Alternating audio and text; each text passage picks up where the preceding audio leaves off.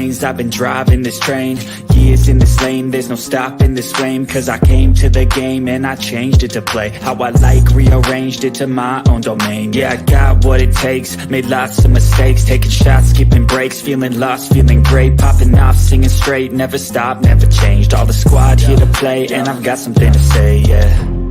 I work hard each and every day, I get lost in the words I say. I don't push pause, no I push play. I won't stop till I make a change. I withdraw on the things I make. I turn flaws into flawless traits. I build tall, never capping space. I won't stop till I hear him say, oh, oh, la, la, la, la, la.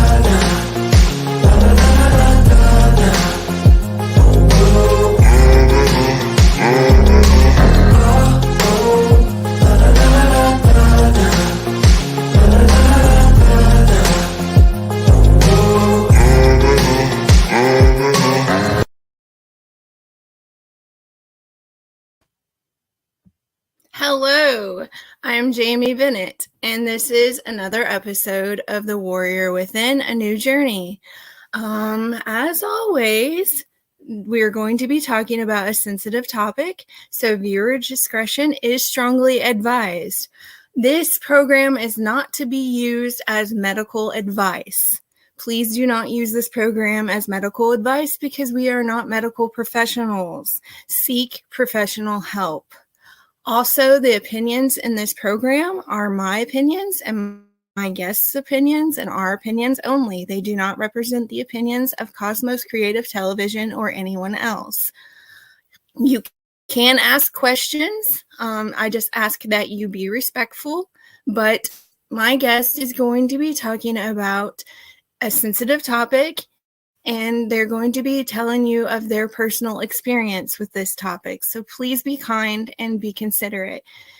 My guest is very brave for coming on my program, and I'm very honored, and I appreciate her so much for being on my program. It takes a lot of courage to be on the screen, and especially what she's going to be talking about. Our topic today is agoraphobia. And if you in the audience don't understand what agoraphobia is, I'm going to give you a definition. Agoraphobia is different for everyone, so don't take this definition as being my guest's definition, because it is different and it affects people differently, and they have different symptoms.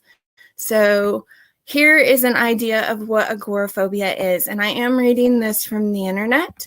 It is an extreme or irrational fear of entering open or crowded places, of leaving one's own home, or being in places from which it is difficult to escape. What is the main cause of agoraphobia? Experiencing a stressful event, such as bereavement, divorce, or losing your job. A previous history of mental illnesses such as depression, anorexia nervosa, or bulimia, alcohol misuse or drug misuse, being in an unhappy relationship or in a relationship where your partner is very controlling. My guest is going to be talking about her personal experience with agoraphobia. So without further ado, may I introduce you to a very dear close friend of mine, Madeline Moniz. Hello. Uh-oh. Hello. I'm a nervous Thank you so much. Well, thank you for having me on your show. I have to say, The Warrior Within is one of my favorite shows on Cosmos because of the topics that you talk about. It speaks to me, and I could relate. So it is an honor to be here. So thank you. And with that said, I did say to myself this morning, well, what the hell did I get myself into? Because being an agoraphobic for 25 years, I've developed other phobias. And one of the other phobias I've developed is this right here, public speaking. Even though I don't know who's on, who's watching, I can't see who's there, but I do know that this is live and I do feel the eyes on me. So that scares the crap out of me, but here I am. But with that said, why I decided to go on this show is because I know that there are people um, that do suffer from agoraphobia. And yes, I will use the word suffer because agoraphobia does suck the joy out of your life.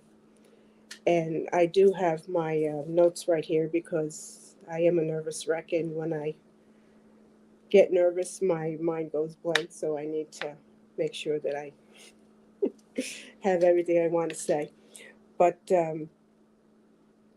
when agoraphobia gets untreated for too long, you do become housebound and you become reliant on others to take you, uh, whether it's grocery shopping or to your doctor's appointments. So I am hoping that people will benefit from this, whether the person is struggling with agoraphobia or they have a friend. At least, you could help understand that person and maybe be a comfort to them. Agoraphobia is basically a fear of leaving your home alone, using public transportation alone, going to the marketplace alone, driving in your car alone. Alone is the key word. It's doing things alone. And being an agoraphobic is embarrassing because you are an adult and you feel like a 25-year-old child that still needs to hold mommy's hand wherever you need to go. So you tend to avoid situations that you feel trapped in that you can escape. And like for me, I have a fear of going places that I've never been before. See, I won't travel to some place to find a new place, because I have this fear of getting lost. And now, I'm still in the state of Connecticut, and I'm still in the United States. So how the hell lost can I be? But an agoraphobic's fears, our views on things kind of get distorted, and it becomes uncomfortable. And see, now I'm getting nervous because my mind is going blank. But basically, you don't feel safe leaving outside your home, and you become a dependent, and you become reliant on others, and basically become a pain in the ass. And that I can say because I've been that pain in the ass to my mother. I've been the pain in the ass to my husband and to friends that had to uh, take me to places where I needed to go. Anyway, now I'll talk about my wonderful 25 years of being an agoraphobic. And and by the way, I did, before the show, I did tell Jamie to not to put me alone on the screen, to always be alongside me, because I have a fear of public speaking, and I still need that in certain situations. I still need that hand to hold on to, and Jamie is the perfect comfort companion. So thank you. You're awesome. No, you're awesome. There we go. Oh, But anyway, yeah, I'm a freaking nervous wreck. And the whole audience can see I'm a basket case. I'm phobic. So, you're doing great. but anyway, my symptoms had started in my senior year in high school. I didn't even go to my graduation because I had the what if syndrome. What if I had to go to the bathroom, or what if I got a stomach ache? And I'd be damned if I was gonna walk in front of all those people to get my diploma. My father was very disappointed in me because he wanted to go to my graduation. My mother was okay; she was understanding, and personally, she didn't care either because my mother was agoraphobic too. I learned from the best, but agoraphobia does affect more women than it does men. I remember on my wedding day, I had my matron of honor had to give me 2 Valiums because I was a nervous wreck, because I had a fear of walking down the aisle in front of all those people. Well, hell, I shouldn't have even been there in the first place. Hindsight 2020. But so my nerves get to me and I have to joke. So I know this is a serious subject, but you know, joking around gets me through this. But I was able to work. I had worked in a corporate cafeteria. Um, my husband would take me to and from work because it was on his way, so it was convenient. And after I was laid off from that job, I worked at a Greek restaurant at on the weekends, and I worked at a veterinary hospital during the week. And both those jobs were right across the street, so it was convenient. I didn't have to bother anybody to take me to work. At first, I was a little nervous and uneasy because I didn't want to have a panic attack in front of people that I didn't know, and I didn't want to again be embarrassed. But then I had, after living up in the Milford for 10 years, we had moved back to New Fairfield. My mom had given us her home to live in after my grandfather passed away. So she moved just right around the corner, just a stone throw away, with my grandmother. So I didn't work for 8 years. I didn't have to work. I couldn't work because I couldn't. No place was close enough for me to drive myself, and I didn't want to have to rely on people to take me to work. But it was okay because at that time we only needed one income. One income was enough because we didn't have no mortgage or we didn't have no rent to pay. My mother was good to us. But staying home actually made my symptoms worse, and it it got to a point where even being home alone didn't feel safe. I started having panic attacks in my house. So when my husband would leave to go to work, as soon as he walked out the door, I would call up my mother to see if she was going to be home that day, and if she wasn't, that I would end up just tagging along to wherever she was going to go to. But that was that was not fun. But it was comfort, and it worked for me. But well, it actually didn't really work for me. It just continued to make me worse.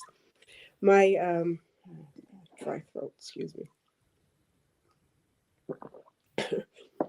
My doctor at that time saw my he was a new doctor to me, and he saw my struggles with agoraphobia. So he referred to me to a psychotherapist, which she was very nice. Um, she, I had arrangements with her, gave her permission that she could talk to my doctor, discuss whatever, because she wasn't qualified to prescribe medicine, but he was. So she worked right along with him. And after a couple of sessions with her, she had told me that my doctor had said that I was the worst case of anxiety that he has ever seen. I was a real, oof, I was a piece of work. I still am at times, but going back in my early 20s, I was referred to a psychiatrist after I had a full blown panic attack and went straight to the emergency room. I was surprised that they didn't put me in a freaking padded room then, but it was a bad one. And but this psychiatrist was not a good match. All he wanted to do was just prescribe meds, and I was on different meds. It was trial and error, and they just made me feel worse. Just me personally, some medicines work for people. It didn't work for me, and actually, I developed a new phobia, and I still have that phobia today. I have a fear of taking pharmaceuticals because of it. But anyway, I remember my last appointment at that psychiatrist's office. He had told me that I needed to grow up. So I got up and I told him that he needed to go to hell, and I went straight out the door and never went back. It takes a while to find a good therapist, and I know being an agoraphobic and dealing with phobias, it is very sensitive subject, and you do become defensive, and you do become sensitive because like I said, agoraphobia sucks the joy out of your life. But this new therapist, she was a woman and she was great. She did cognitive therapy with me.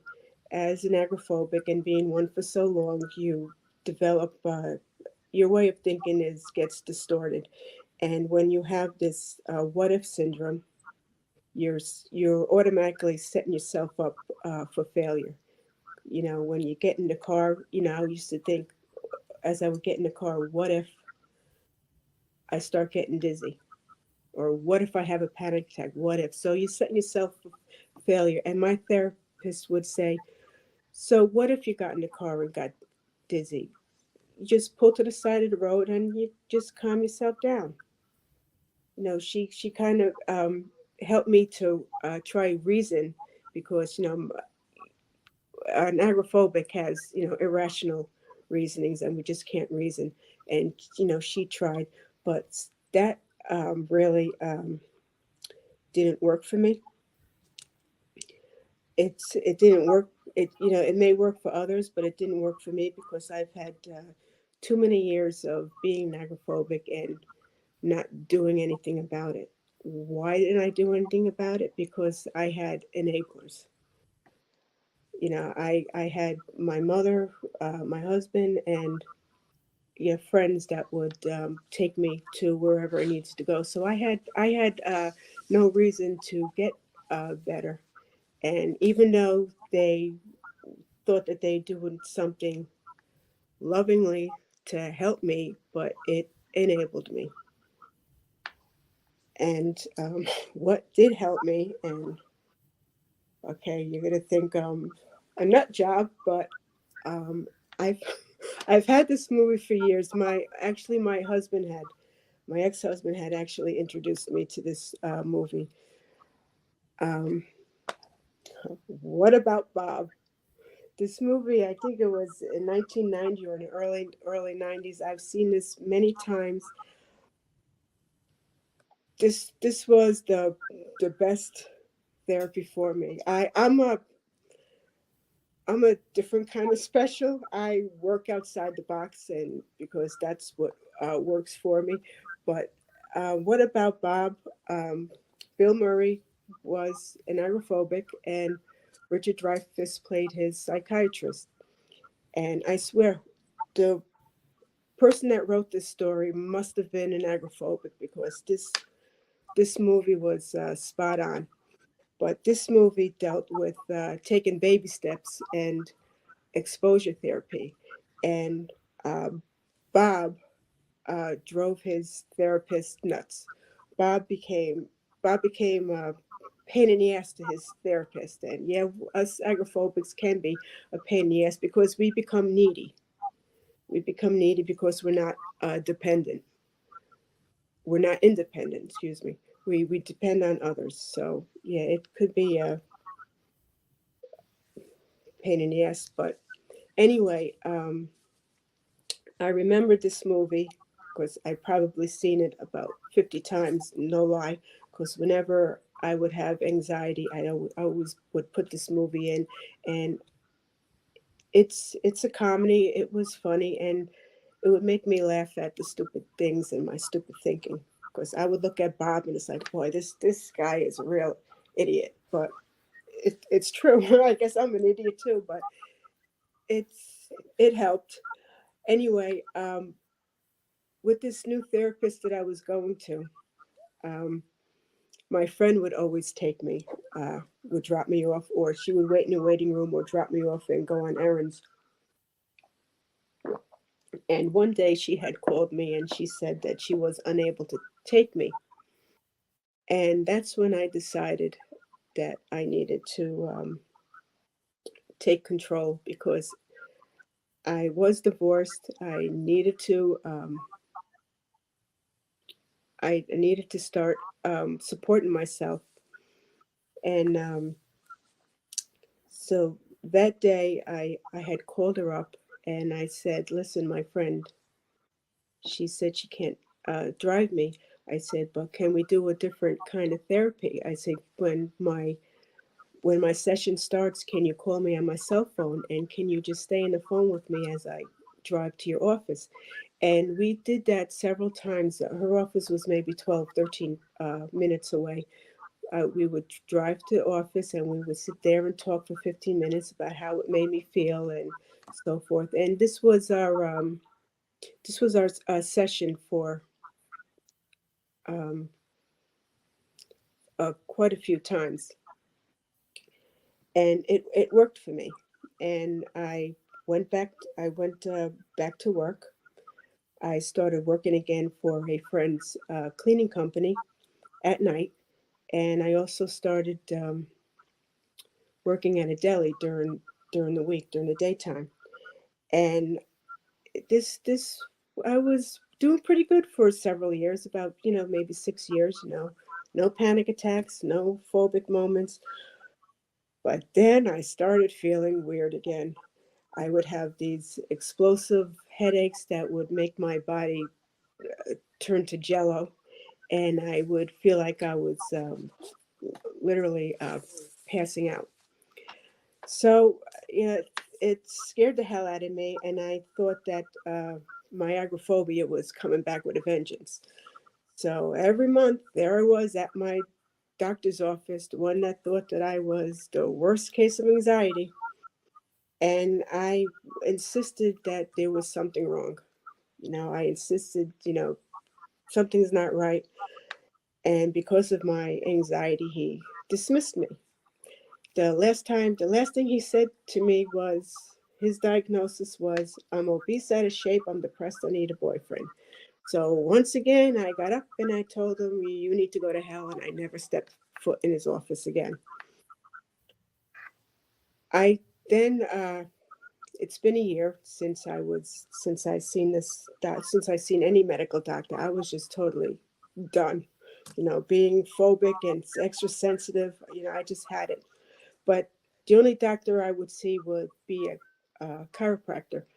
And eventually, my chiropractor, he was retiring, so I had to go see a new chiropractor. I'm talking too much. My throat is dry. You're doing So great. I need something stronger than just water. Bring out the vodka. I don't know. No, actually, I don't drink. But anyway, so I started going to a new chiropractor, and he was different. He was a different chiropractor. He wouldn't crack me, twist my neck, or anything like that. And he took his time, and he was a little more personal than what I'm used to with other chiropractors. And I he would ask me personal questions, and I would tell him my history of anxiety and agoraphobia, and I told him how my agoraphobia was coming back after being several years free from it.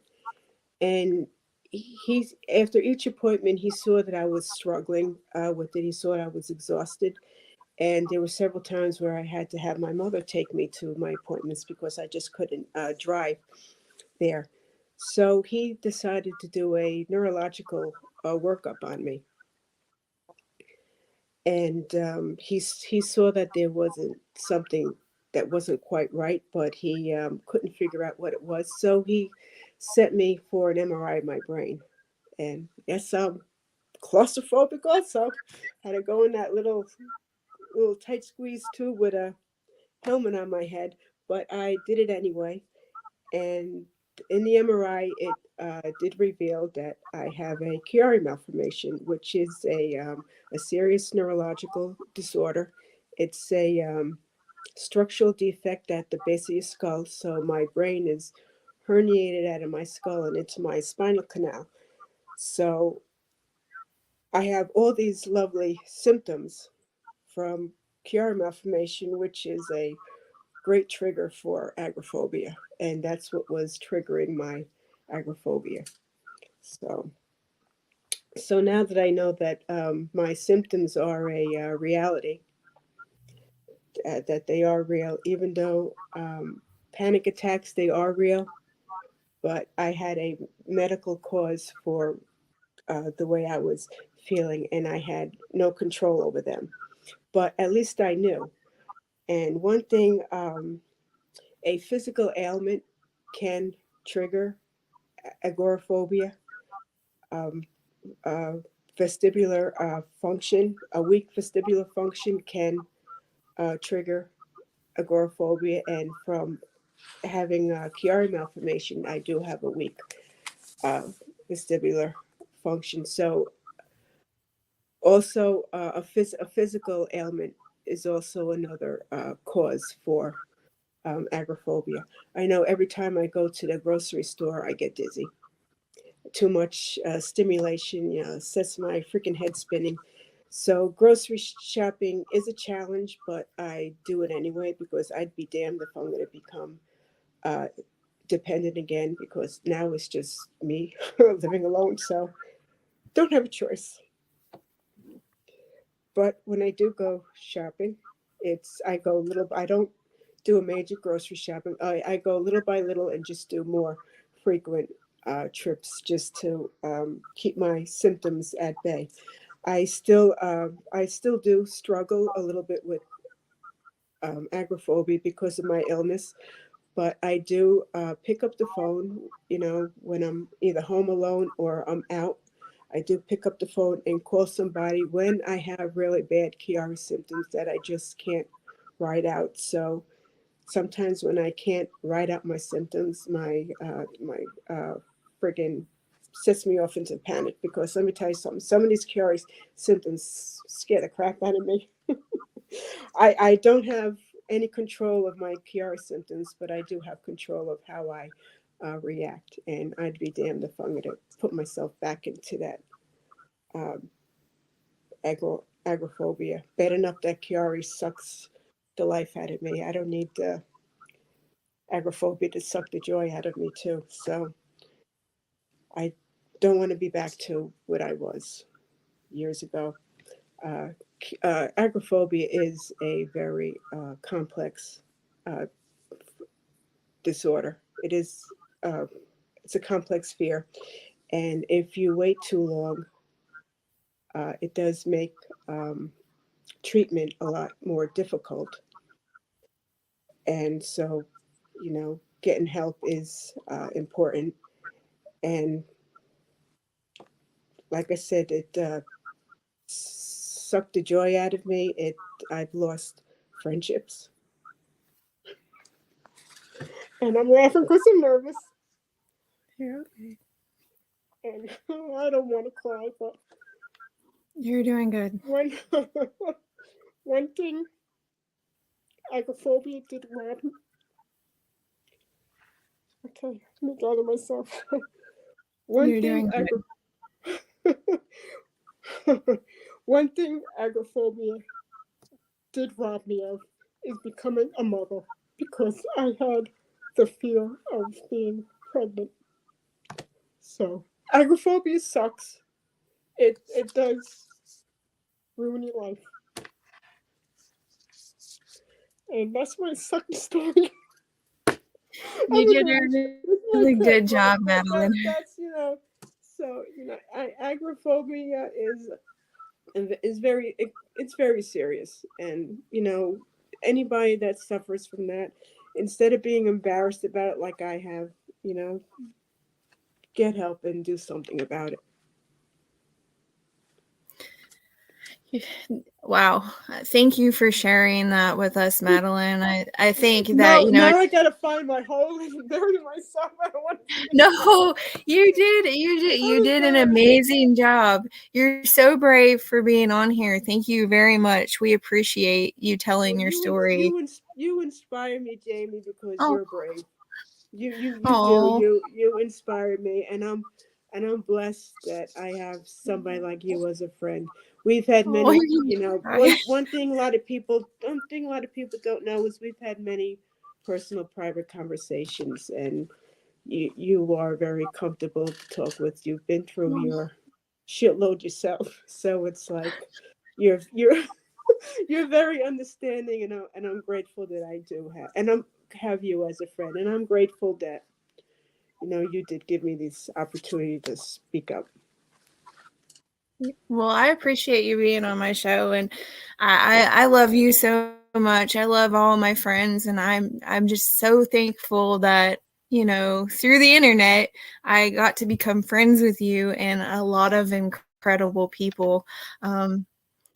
I can't imagine how someone who has agoraphobia, like I don't even want to imagine it. Like I can't imagine what you go through, what you've been through, and how the pandemic made it worse. Like I couldn't even. The pandemic did not make me worse. I was It didn't. the pandemic didn't affect me because I was trapped in my house for 4 years anyway, because I had my mom with Alzheimer's, and that's another story that I'm not going to Yeah. get into, because then No. I'll have a mental breakdown. But I have to say one thing: being an agoraphobic for 25 years, and one of the biggest fears of an agoraphobic is the doing stuff alone, and the fear of the panic attacks. And right now with me, right now I live alone. I am alone. Family's gone, and I have Chiari malformation, which brings, so I basically am living my worst nightmare of, especially being an agoraphobic.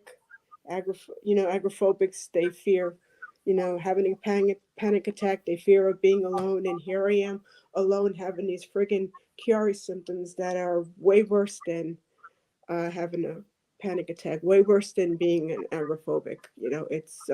It's like, but I'm surviving. So if I can survive all this crap, anybody that's struggling with any kind of phobias and whatnot, there is hope. Yeah. Like you thank you so much for telling us your story. You did an amazing job. Like, this takes a lot of courage, and you all need to applaud Madeline for being on this show, because it takes a lot of courage. I get nervous. Especially having having public speaking phobia. Like I said, even though I don't see, I know I'm live, and I know there must be a dozen eyes staring at me, and I could feel them, and it scares the hell out of me.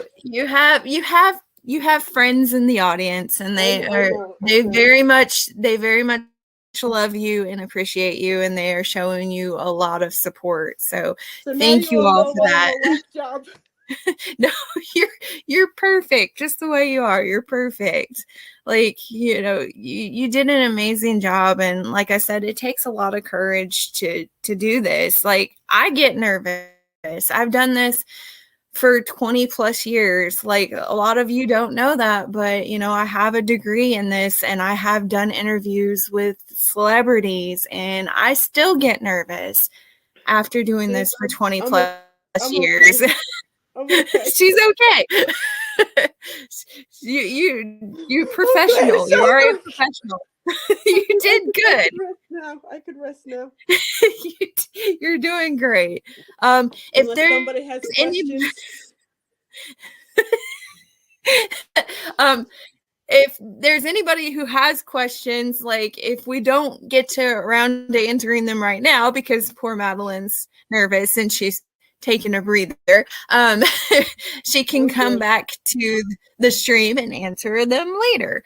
But it takes a lot of courage to do public speaking. It takes a lot of courage to do a show like this, and I have nothing but respect for you, Madeline, because you did an amazing job, and we really appreciate and respect you, especially here at the Warrior Within. When I was in high school, I took a speech class to help me with the public. I took a speech class, and I got a D- because every time it was my turn to come up, I would get my books, and I was out the door. Yeah, I can understand that. I can understand that. I didn't get brave enough to do like public speaking until I became a radio DJ, and that kind of got me out of my shell a little bit. But I still get very nervous being in front of people. Like I can pretend that there's not an audience here, but I know that they're here, and I still get nervous. It still happens, but I'm a human being. We're human. So, you know. No, now I'm not nervous anymore. I can rest. You did a good It's job. over. It's over. It's done. Bob Ross is asking for you to tell the audience about your beautiful birds, your Picasso and your birds. Well, right now they are downstairs. I had to go upstairs. I was all set up downstairs, but I had to go upstairs because they were freaking screaming earlier. But yes, you know what? They are a hand. I love my birds. They are a handful. They are company, but they're screaming and the noise, and with my Chiari malformation, it just they drive me nuts. But I love them. I've had Picasso for 28 years, and I've had Red for 19 years. So they're wow. part of my family, part of my heart. So I will just deal with the craziness. But yes, they are wonderful. What I'm going to tell you all, and I haven't talked about this a whole lot, but I have had anxiety attacks. I used to have major anxiety attacks when I was in high school, and the sad part is like I couldn't be in a crowded room. I couldn't eat my lunch in front of people because it always made me extremely nervous. And I would have an anxiety attack. I would feel like I was having a heart attack, like I couldn't breathe. And so this is the really sad, disturbing part. I would go eat my lunch in the restroom. I would close myself in a stall and like eat my lunch in the restroom because I had so much anxiety and I was terrified. This is the first time that I am ever mentioning that on any of my shows to anyone. So see, even I have anxiety, and even I've been through, things like that, hardly anybody knows. But now you all know that Jamie has anxiety attacks sometimes. Sometimes I still have them. Sometimes I have a hard time breathing. Like I will wake up from my sleep trying to catch my breath because I'm having an anxiety attack while I'm sleeping. I used to have night terrors where I would scream in my sleep. So like, yeah, I have those things too. So I really appreciate you telling us your story and being brave. If I had to eat my lunch in a restroom stall, I would probably throw up, and then that would trigger. Yeah. That would trigger my. Oh no! Throwing up. But see, I mean, we're all human. We all have things that we all have our triggers. We all have our things in life that we've been through. But what helps you with your nervousness? Like I know you do artwork, and Madeline is an amazing artist. She has gifted so many people her artwork, and I'm grateful that I have some Madeline artwork here at my house that I can look at. I love her artwork. Is that part of, you dealing with your nervousness? Like, do you do artwork to help you with it? Yeah, I actually I deal with I started doing. I didn't even know I could draw, whatever, but I do get more involved in my artwork because I like to keep my mind. I was told, especially living alone and being alone and having an illness that does keep me from going places. I don't not go places because of fear. I don't go places because my freaking head wants to explode. but I do the art to keep my brain busy, because if I just sit around like a vegetable, I don't want to end up with Alzheimer's either. Yeah. And that's one thing my mom's neurologist said, because I questioned him whether what was my risk of getting it, and Alzheimer's is more. I'm reading Bob's comment. Oh, Bob. stop it, Bob! Damn it, Bob! But Alzheimer's is more environmental, and what my mom's neurologist told me to do is get out and exercise, which I do walk. And he says, keep your mind busy, keep your brain working. Don't, sitting around and watching TV is not gonna, that's just gonna destroy it. And that's basically why. And I enjoy it, and I do enjoy making art for people. I very rarely keep a piece for myself. And I just, what's the point of just keeping it hidden? Nobody comes and visits me or whatever. Nobody's gonna see it. So I just, I enjoy giving my art.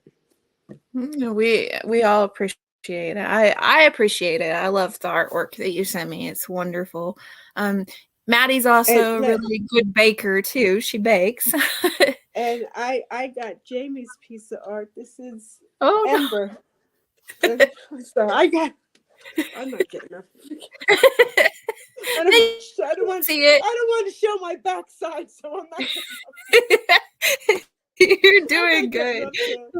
I'm not getting up, but that's Jamie. Jamie made me a cat doll from scratch. The body, the head, she molded it all special for me. Oh, well, I like to gift my artwork, like you. But and you do amazing work. Oh, thank you. I appreciate it. It's different. I like different. Oh, I like different, and I just love the paints that you use, the 3D, and so. Oh, thank you. I appreciate that. Bob Ross says this community just never ceases to amaze him. The creativity, the compassion, the camaraderie. If I can pronounce, my darn dialect gets in my way sometimes. Sometimes I mispronounce things. I am known as the show host that mispronounces things all the time. It's all good. It's all good. And I talk like a Yankee. Oh, no, you're fine. You're fine. Jasmine's here. Aloha. Thank you for being here. Bob Ross is here. Lordy's here. Thank you for being here. Julie Leinecke's here. MM's here. If I'm missing anybody, I'm sorry. Thank you all for being here. Some of the names are popping up as Facebook user. So whoever that is, thank you very much for being here. We appreciate you. We appreciate everybody who's watching. I think Renee was in here earlier. And like I said, if I've missed anyone, I'm not meaning to. I apologize. I'm just reading the names as they scroll up my screen. But yes, mental health is very, very important. Yep. Lordy says mental health is very important, and yes, it is. Like you said earlier, finding the right therapist is very, very important.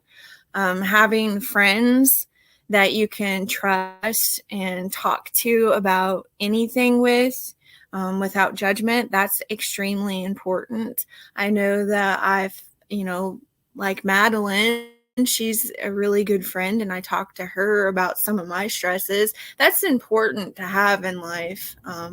It helps you maneuver through life that much easier. Like, it helps you get through things a lot easier. And, there are so many people in this community that I really, really appreciate, because they've helped me through a lot of stressful times, a lot of trauma. M. Farwell is one of them. Madeline's one of them. Renee, Bob Ross, like, I've had several friends to help me through very trying situations, and I really appreciate it.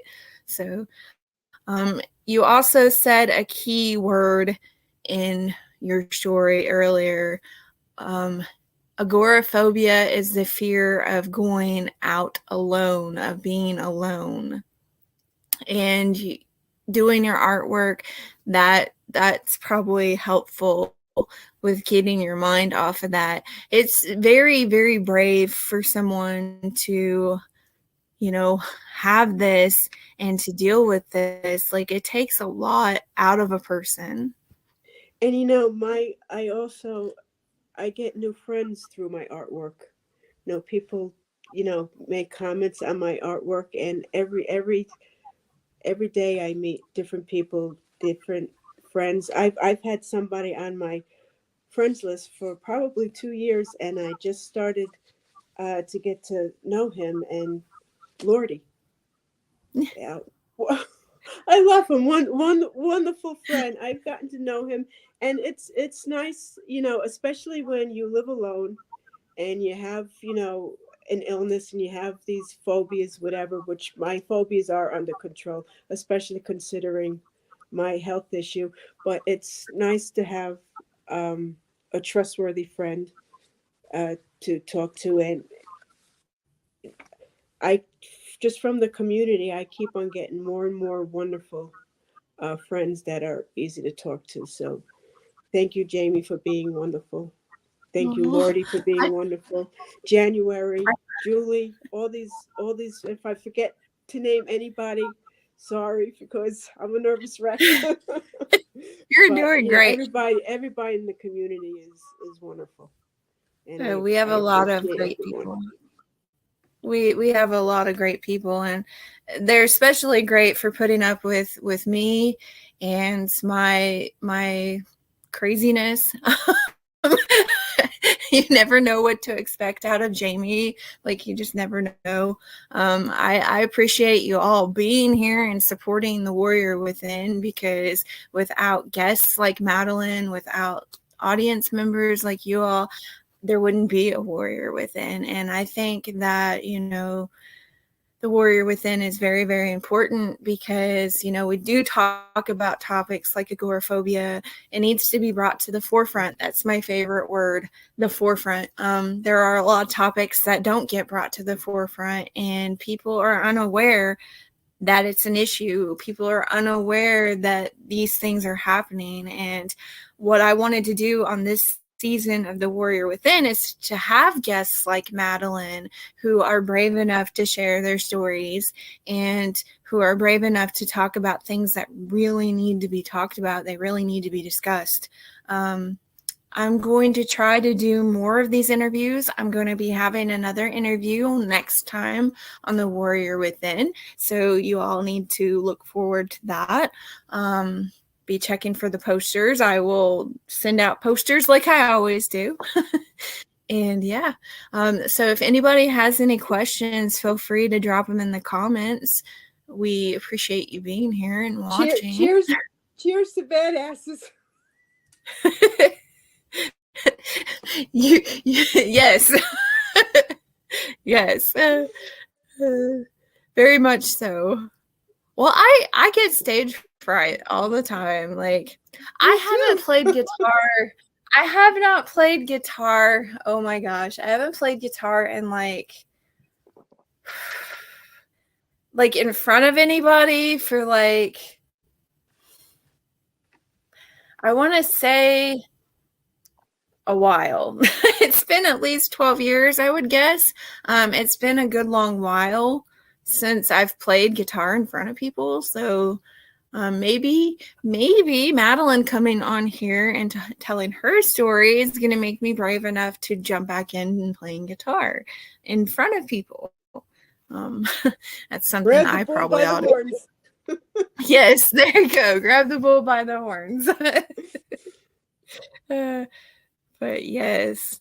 Wow, you got so many people sharing love in the audience. I love it. I love it so much. Thank you all for supporting. Love you all right back. I'll have to go back and check out the comments. Yeah, it takes me a couple of days to get back to the comments, because this isn't the only job that I do. I have a lot of pets that I take care of. I work every day of the week. And I do productions that aren't live. Like I'm constantly doing something. Like I don't think that I take a moment to breathe very often. Like a lot of people think that I just do this and that this is what I do, but there's a lot of things that I do behind the scenes that people don't know about. And I'm not one to brag or talk about it. I will not, I won't do that, but I do a lot of things behind the scenes. But this show is not about me. It's about my awesome friend Madeline. This show is never about me. It's about my friend Madeline. It's about you too, Jamie, because without you, this wouldn't be a show. And this is an amazing show. And like I said, this is one of my favorite shows on Cosmos because this show speaks to me. And thank you. I appreciate it. If it wasn't for you, I would not be brave enough to be up here. Well, I appreciate you. You've talked about topics, and because I have plenty of topics to talk about, but you've talked about topics, and some of the topics I have, hell no. Yeah. No.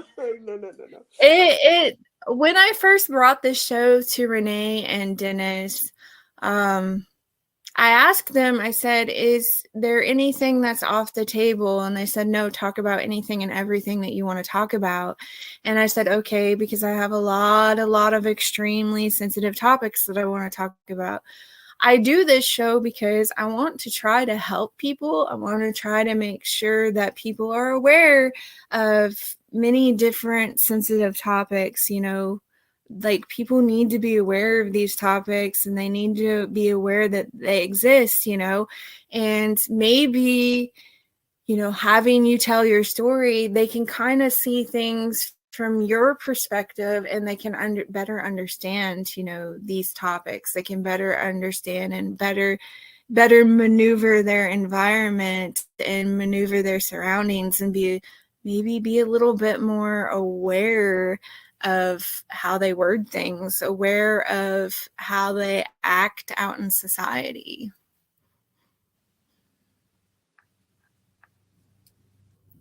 But thank you very much for being on my show. Thank you to all the audience members. We love and respect you all so much.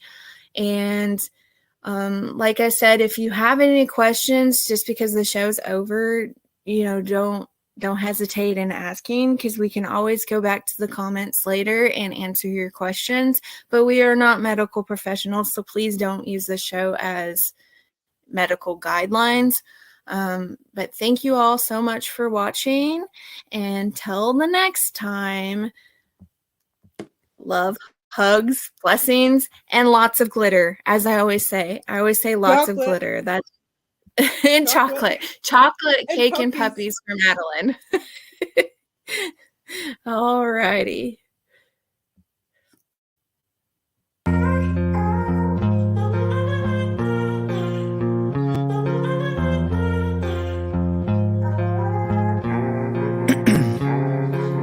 Ice in my veins, I've been driving this train. Years in this lane, there's no stopping this flame. Cause I came to the game and I changed it to play how I like, rearranged it to my own domain. Yeah, I got what it takes, made lots of mistakes, taking shots, skipping breaks, feeling lost, feeling great, popping off, singing straight, never stopped, never changed. All the squad here to play, and I've got something to say, yeah. I work hard each and every day, I get lost in the words I say. I don't push pause, no, I push play. I won't stop till I make a change. I withdraw on the things I make. I turn flaws into flawless traits. I build tall, never capping space. I won't stop till I hear him say, oh, oh, la, la, la, la, la.